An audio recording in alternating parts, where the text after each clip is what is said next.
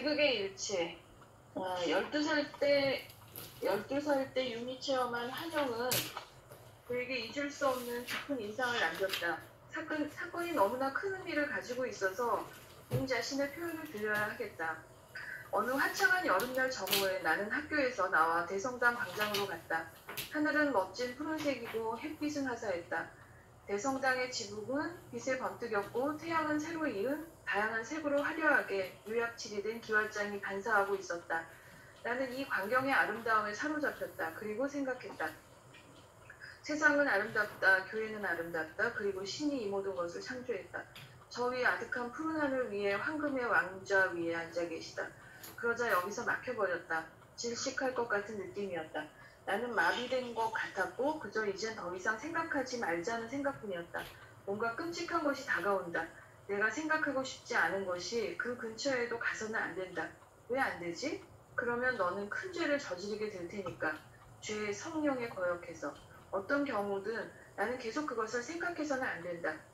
혼란에 빠져서 그는 집에 돌아왔고 잠을 잘 수 없었다. 그러나 셋째 날 밤의 고통은 너무도 커서 나는 내가 무엇을 해야 할지 더 이상 알 수 없었다.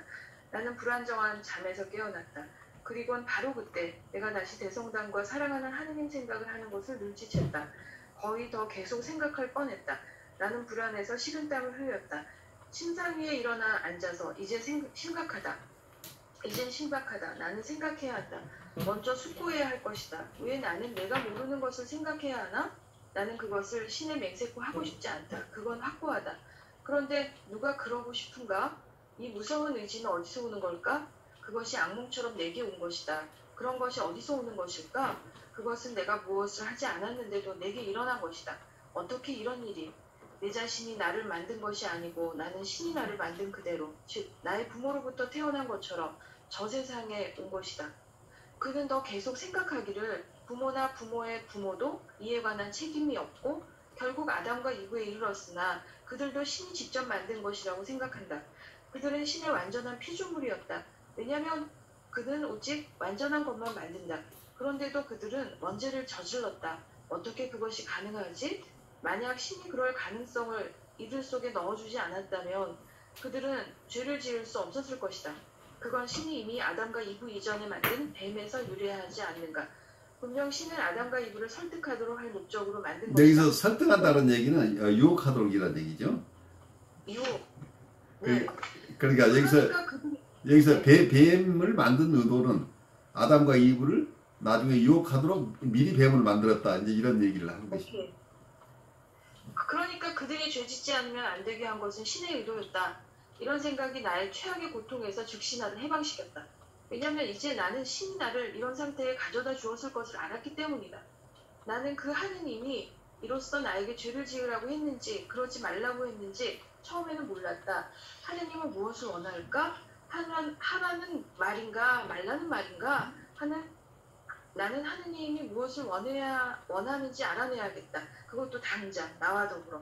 이상하게도 나는 마귀가 나를 놀려댈 것이라고는 한순간도 생각하지 않았다. 마귀는 나의 그 당시 정신상태에서는 그리 큰 역할을 하지 못했다. 하느님 앞에서는 어차피 무력했다. 그래서 나와 더불어 결정적인 실험을 하고 있는 것이 하느님이고 이 모든 것이 그의 뜻을 올바르게 이해하는 데 달려있다는 사실에는 의문의 여지가 없었다. 나의 신앙과 나의 통찰이 지옥과 저주를 동반하여 나를 놀라게 함에도 불구하고 하느님은 내가 그의 뜻에 순종할 수 있는지 없는지를 보고자 하시는지도 모른다. 그것이 사실인지 모른다. 그러나 그건 단지 내 생각이다. 내가 잘못 생각할 수도 있다. 나는 언제나 다시 같은 결론에 돌아오곤 했다. 실제로 현실을 살아나가는 힘이 어떻게 보면은 우리가 말하고 있는 자아의 힘보다는 어떻게 보면은 그냥 상상 내지는 어떻게 보면 망상까지라고 생각할 수 있는 자꾸 그 힘으로 살아가도록 만드는 그런 느낌이 많이 들더라고요. 그래서 어떤 면에서는 융이 얘기하고 있는 굉장히 어려운 얘기들을 하는 거죠. 사실은 아까 융이 자서전에서 쓰고 있는 얘기들은 굉장히 진솔한 얘기들을 쓰고 있어요.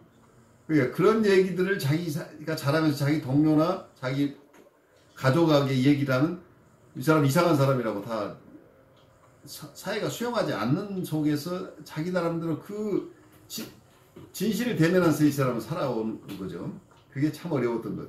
그 용기 있는 과정을 거친 거죠. 그렇다고 이분이 자기 신앙을 버린 것은 아닌데 일반 보통 종교 어떤 디나미네이션에서 얘기하는 그런 개념의 신이 아닌 신에 대한 개념을 가지고 있었던 거죠. 그것을 어떻게 어려운 하나님을 이해할 때 그냥 우리 그 지구 내지는 한 역사에 한정된 부분의 역사에서만 지키는 게 아니고 말 그대로 우주적인 하나님을 한번 생각해 봤을 때는 그 이야기 달라지거든요. 전혀 달라지죠? 네.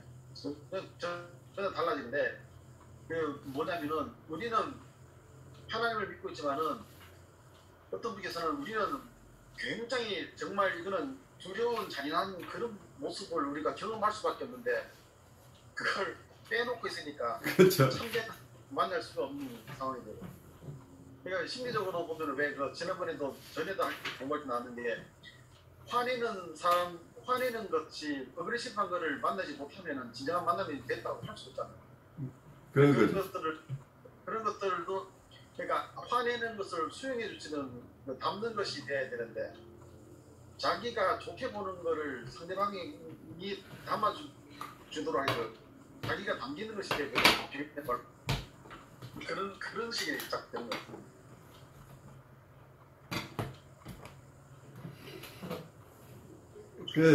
사실은 진솔하게 자기들을 드러내면서 자기의 삶이나 자기 영성을 얘기할 수 있는 경험이 사실은 허용되지 않은 거죠. 대부분 공간에서. 융의 얘기를 들으면서 이 원조론을 얘기하면서 내가 신앙을 갖기 전에 제일 어려웠던 부분이 그 부분이에요.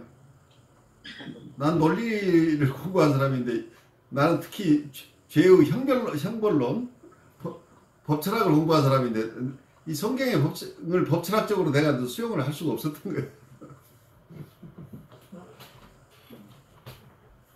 아담과 이브의 이 개념들은 사실은 에릭 프롬의 글을 보시면 그게 원죄의 행위라고 보고 있는데 이걸 죄로 볼 것인가? 인간 성장 과정에서 결정적인 비로소 인간으로서 의식이 생겨났다는 게 의식의 역사라는 얘기. 그러니까 융의 얘기와 에릭 프롬의 얘기가 다 일맥상통하는 부분인데 그건 어떤 면에서는 인간이 자연의 일부로부터 그냥 자연이었어요. 과거에는 의식이 없었으니까 그냥 사냥이 지금 코끼리가 살아가는 거나 토끼가 태어나서 살아가는 거나 그냥 일정한 자연의 일부로서 살다가 그냥 사라지고 또 다른 세대가 살아가고 이렇게 인간은 살아왔다니 오랫동안. 그런데 어느 순간에 남과 다른 자기, 외부 환경과 다른 자기라는 의식이 생겨나기 시작했다는 거예요.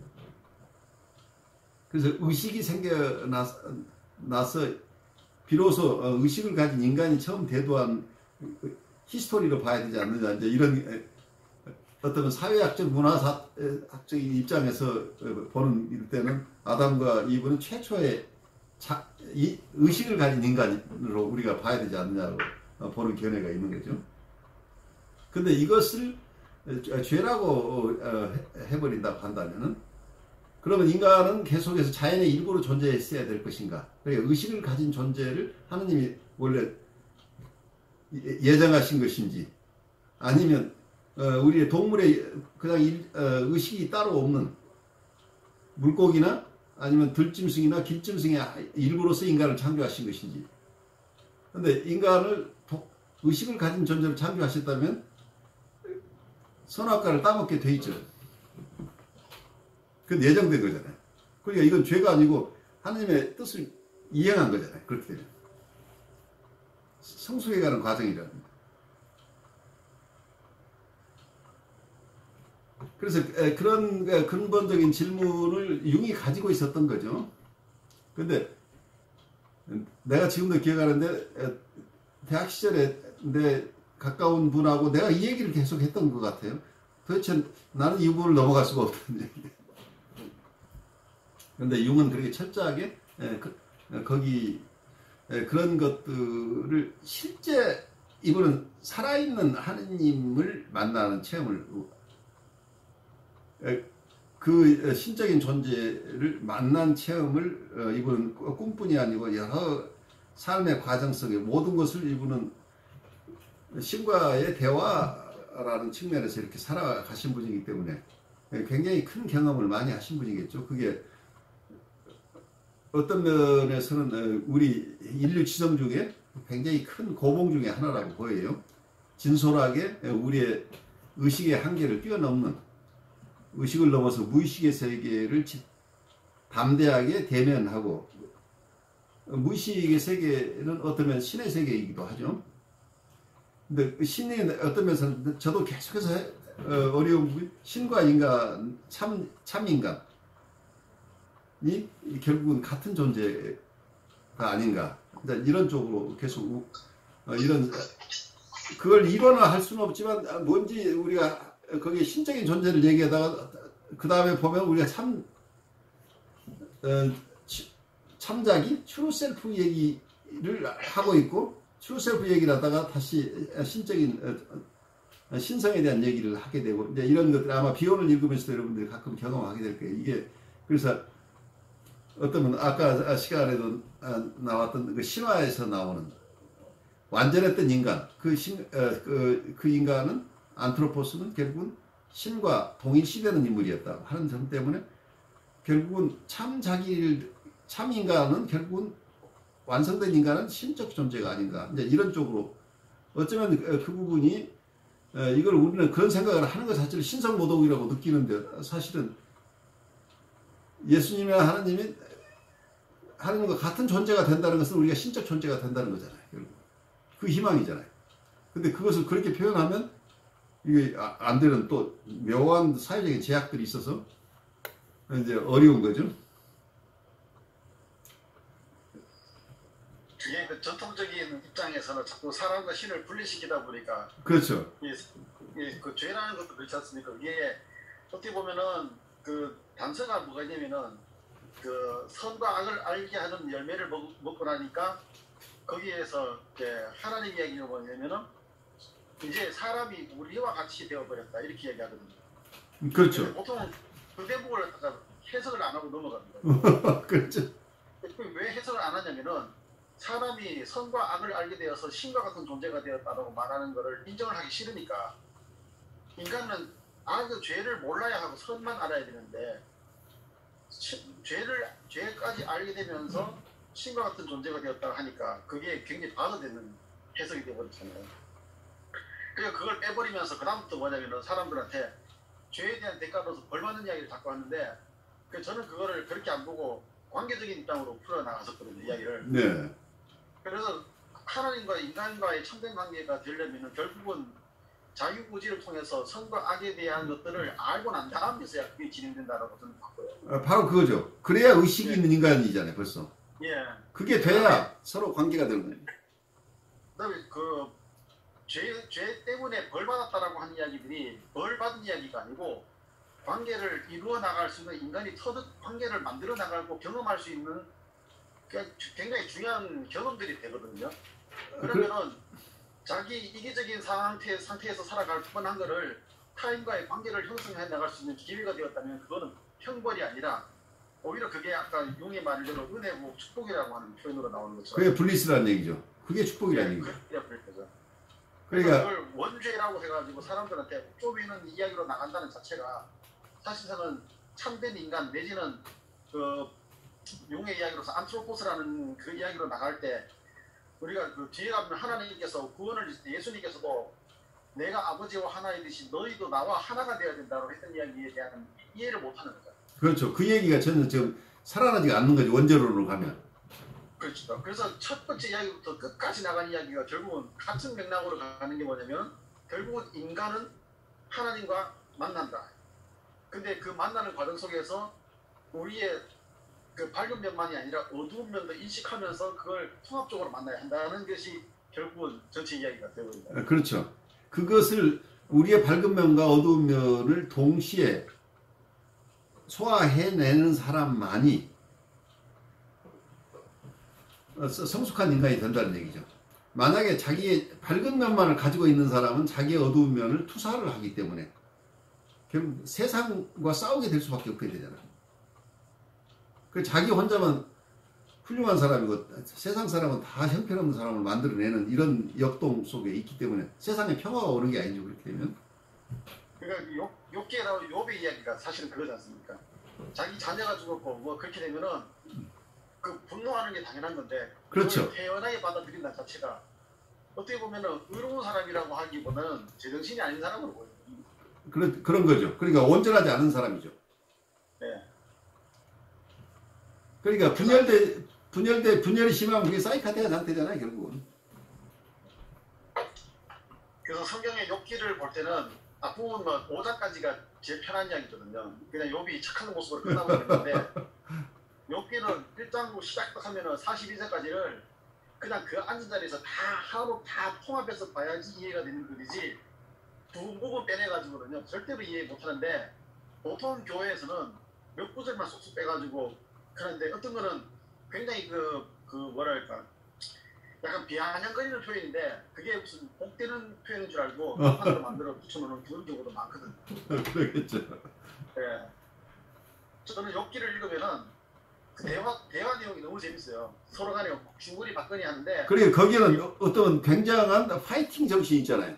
그러니까 네. 인간의 독립성이 있다는 얘기예요.